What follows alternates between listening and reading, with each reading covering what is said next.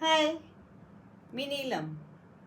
साधना शहा तळेगाव, की जी माझी आत्या आहे, तिने मोबाईल संबंधी सुंदर कविता केली आहे. मी आपणास वाचून दाखवते. मोबाईल मोबाईल जिकडे तिकडे दिसती वेडे, वेड्यांचे हॉस्पिटल ओसाड पडे, जो तो घेई हाती जादूचे डबडे. काय भावले समजे ना कोडे, ना दिसे वाट ना दिसे ताट. या खेळण्याने तरुणांची पुरती लावली वाट. एक हाती असे हँडलला, तर हे खेळणे असे दुसऱ्या हातात.